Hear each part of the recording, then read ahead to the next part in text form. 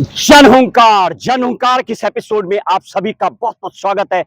मैं हूं महेश बहुगुणा, आप देख रहे जन हुंकार एपिसोड। आज के जन हुंकार एपिसोड में right to speedy trial is granted under article 21 और बताएंगे आपको क्या है ये। एक केस की सुनवाई करते हुए सुप्रीम कोर्ट ने और नागरिकों के लिए ये आर्टिकल 21 के मुताबिक जब कोई अरेस्ट हो जाता है तो हर हालत में स्पीडी ट्रायल होना चाहिए। और यही करके पीआईएल जो 1971 और 80 के दशक में जब पहले पहले कानून में आया तो कैसे जब किसी चीज में डिले हो जाता है, और साफ कहना है कोर्ट का, यानी justice delayed is the justice denied. न्याय यदि समय से नहीं मिलता है तो कहीं ना कहीं शायद ये एक प्रश्न चिन्ह खड़ा करता है न्यायपालिका पर।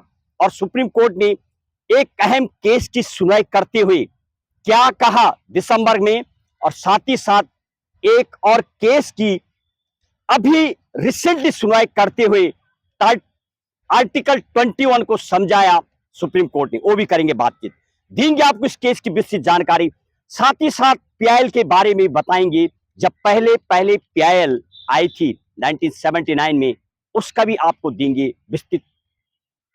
इस केस की यदि बातें करें तो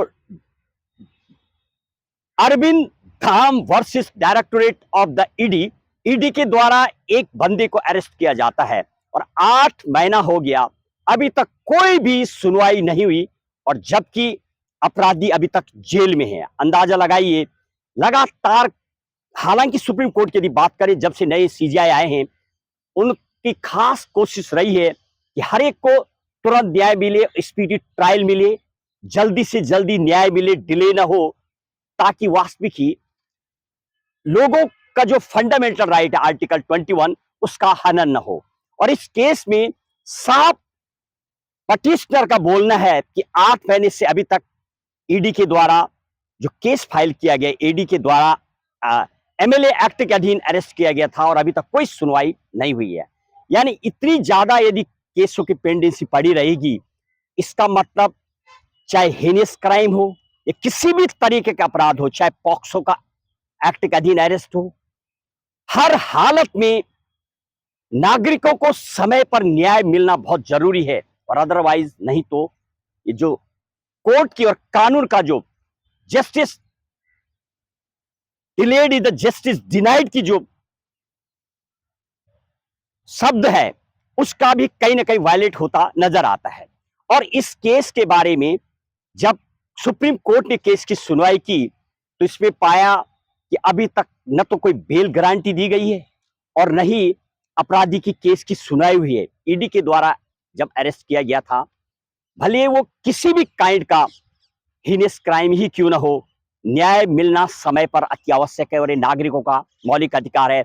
सुप्रीम कोर्ट की संविधान की धारा 142 के अधीन जो न्याय की शक्ति मिली हुई है, उसके अधीन बेल भी गारंटी की गई है। और साथ ही साथ ये भी समझाया गया नागरिकों को किस तरीके से फंडामेंटल राइट आर्टिकल 21 है, नागरिकों को समय पर न्याय मिलना जरूरी है। और इस केस में भी सुप्रीम कोर्ट ने यही चिंता जाहिर की। अब इस केस के अलावा पीआईएल की यदि बात की जाए, 1970 और 80 के दशक में जो 79 में हुसैन आरा खातून और यूनाइटेड ऑफ इंडिया के केस की एक सुनवाई करते हुए 1971 में कपिला हिंगोरानी, 1971 में जो केस सामने आया था, जेल में महिला थी और कोई सुनवाई नहीं हुई। और तब कपिला हिंगोरानी जो एडवोकेट थी, उन्होंने केस जब कोर्ट में लगाया और फिर आती है पीआईएल जिसको कि यानी वी आर कृष्ण अय्यर और पीएन भगवती, जिनको कि फादर ऑफ पीआईएल भी कहा जाता है और जन्मदाता रहे हैं, उन्होंने पहले पहले पीआईएल लाई। और काफी आज की डेट में पीआईएल के मुताबिक भी और सो मोटो कॉग्निजेंस के मुताबिक भी कोर्ट कहीं ना कहीं फैसला लेता है, उन लोगों को न्याय भी मिलता है। इस केस में पूरी डिटेल समझाते हुए सुप्रीम कोर्ट ने बताया है कि नागरिकों के साथ निश्चित एक समय पर न्याय होना चाहिए, चाहे वो पॉक्सो का एक्ट के अधीन अरेस्ट हुआ हो या किसी भी हीनियस क्राइम में हुआ हो। बार बार सुप्रीम कोर्ट ने इसको दोहराया है।